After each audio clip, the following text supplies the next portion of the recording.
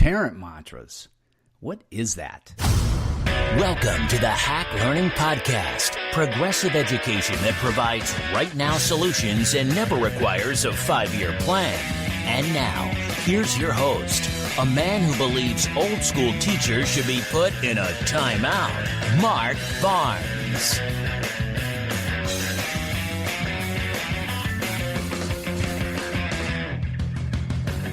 Today we are moving a little bit out of our normal lane, just a little bit, and we are going to focus on parenting and the stress of parenting specifically.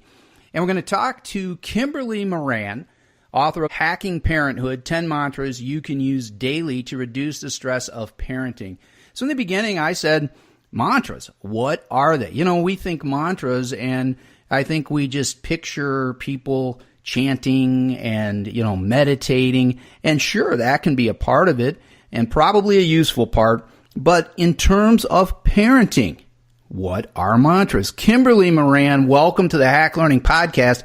Tell us a little bit about you and about mantras and parenting. Hi, Mark. Thanks for having me. I'm so excited to be here because this is something near and dear to my heart. I think what happened to me when I was teaching was that I found myself always talking to parents about parenting, more than I even talked about teaching. It seemed like what parents really wanted to know was, how come my kid is different at school than they are at home? And how can I stay focused on helping them do things?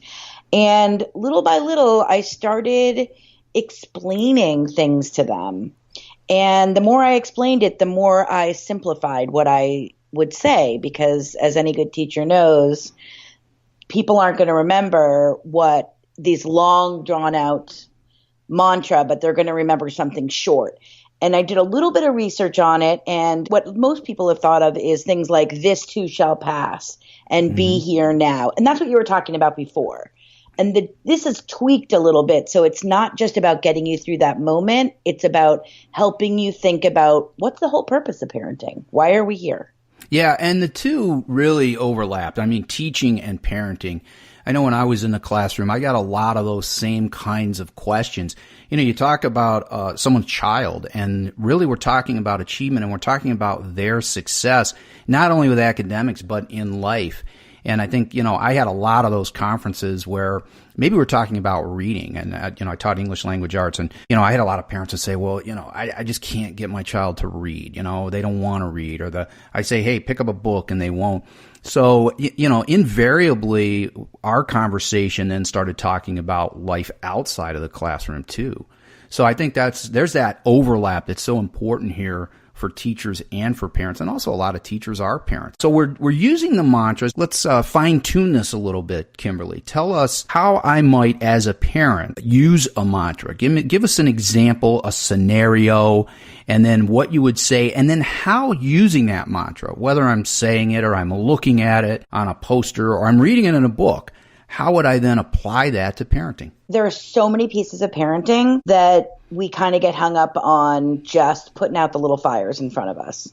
And I think that the focus on the 10 mantras that are in this book are really about how do you make a plan for your kid and for what you want your kid to be like when they're an adult, and how do you keep yourself going every single day, sometimes moment to moment, on reaching that goal. So here's a scenario. The first mantra that I always start with is seek to understand. And with seek to understand, it's really, how can you possibly help your child grow if you don't know what to expect? One of the scenarios I like to talk about a lot is, it always seems to be that when kids hit kindergarten, first and second grade, everyone starts telling them to be quiet, right? Yeah. Sit down. That's when you start school. You got to be quiet. You got to sit in class. And so because parents have experience at school, they're worried their kid is going to be the kid that doesn't sit down and be quiet and is quiet. So they use that as one of their big learning lessons. Well, it turns out if you seek to understand, you learn that if you Google a developmental chart, the kids between 5 and 7 are inherently noisy. They're just loud. And so if that is your main goal, you're going to be a failure at it, right? Because you can't stop the moving truck without a brake. And there's no brake until they're about 8. Then you might be able to start getting them to be quieter. So in the Seek to Understand model, it's choose the lesson you want based on what they can really handle. So if I need to understand in your example that kids are inherently noisy, especially the young kids, the preschoolers, the kindergartners, that, that's sort of how they're wired. And so then just saying, okay, I'm going to tell this kid, go to school and sit there and keep your hands on your lap and keep your mouth closed. That's maybe not realistic. So I have to say, well, the problem is my child's probably going to be noisy. What do I need to do about that? So then I go to mantras and I say, well, first of all, I've got Seek to Understand. So let me think about how kids are wired, and if they're going to be noisy, how can I deal with that?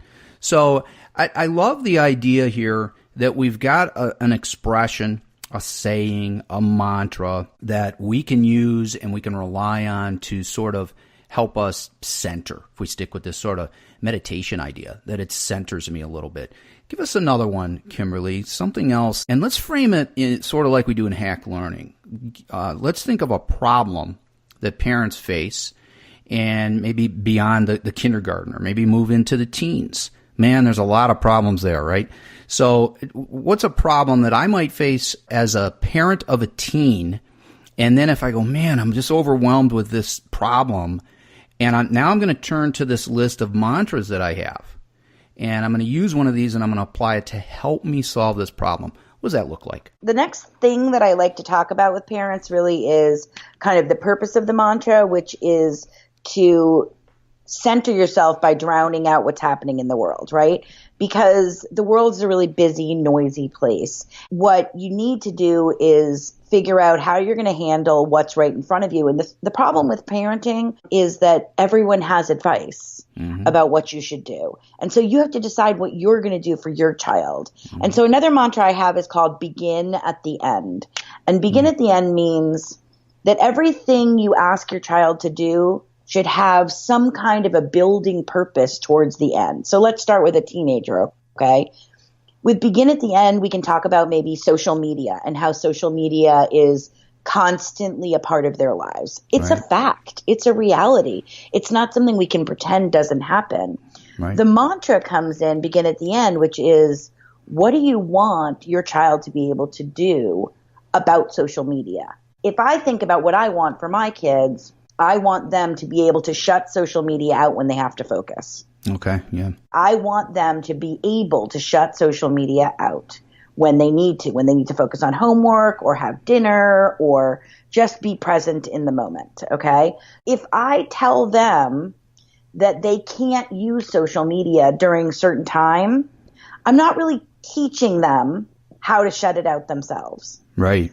So instead, I teach them how to use an app that shuts it off for them so they can set up the time. But I know that when I'm teaching them this skill, there's a purpose, because they will be, I hope, at college without me, and they will have to shut social media out on their own. If I do it for them and I control the situation, I am not helping them understand how to do it for themselves. Yeah, absolutely. And the thing is, we talk about with Hack Learning all the time using assets that exist, that everything's not new, but oftentimes we just look at things through a little different lens, and we use the assets around us to sort of hack our problems. So I like how you suggest that, first of all, we want to help our kids be independent. If I'm looking at the end goal and saying, not only do I want them to move away from social media at the appropriate time, but also I want them to be independent about it, because I know that eventually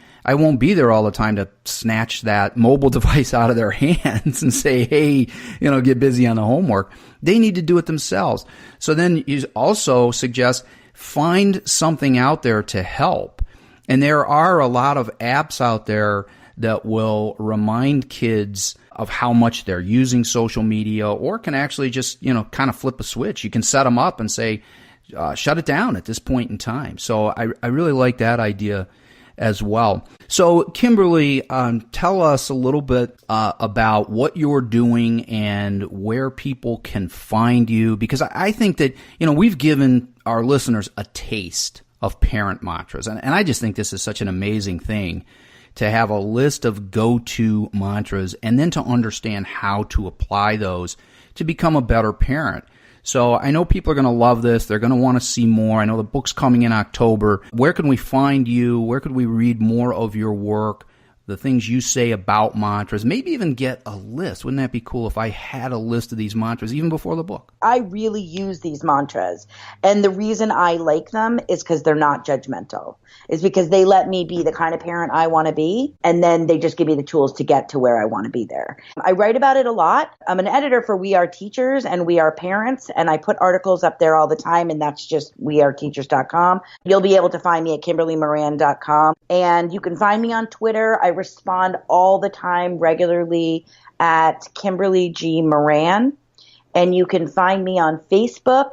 Friend me. You can join our Hacking Parenthood Facebook group where I'm sharing articles all the time. Some I've written and some I find.